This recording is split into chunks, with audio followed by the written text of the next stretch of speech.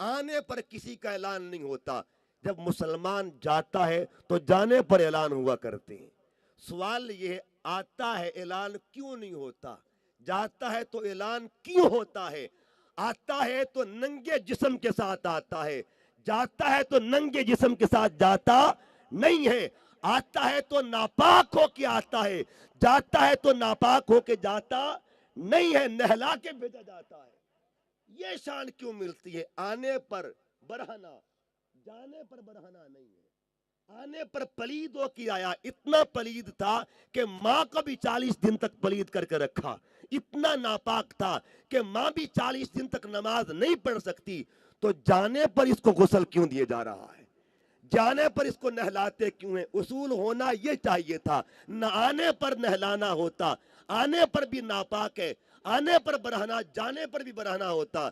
उसूल बदला, जवाब मिला आता दुनिया की तरफ है और जाता अल्लाह की तरफ है। ये पुरानी औरतें, एक बाबा जी जो फौत हो चुके हैं, बाबा जी इशफाक साहब, टीवी पर उनका प्रोग्राम लगा करता था जाविया। बहुत बड़े अदीब थे, बहुत बड़े अदीब थे।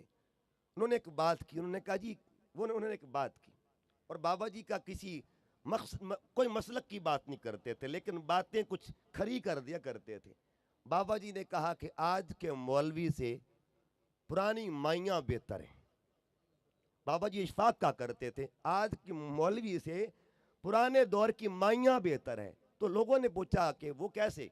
तो बाबा जी ने कहा वो पुरानी जो माइयाँ होती थी ना, कहते हम अपनी वालदा से पूछते थे जब नाना अबू फौत हुए ना, कि अम्मी नाना अबू किधर गए? तो माँ पढ़ी लिखी नहीं थी मगर इतना जानती थी, हमें कहती थी अल्लाह के पास गए। अच्छा माँ, लोग तो कहते मर गए हैं, तू तो कहती अल्लाह के पास चले गए। नाना अबू कहते मर गए हैं, तू कहती अल्लाह के पास चले गए हैं। कहते पुरानी औरतें जो थी ना, उनका तसव्वुर यह था कि जाने वाला अल्लाह की तरफ जा रहा है। उनका ख्याल ये होता था कि जाने वाले की मंजिल अल्लाह है, और ताकि पता चल जाए कि मुसलमान के जाने की कीमत कितनी हुआ करती है।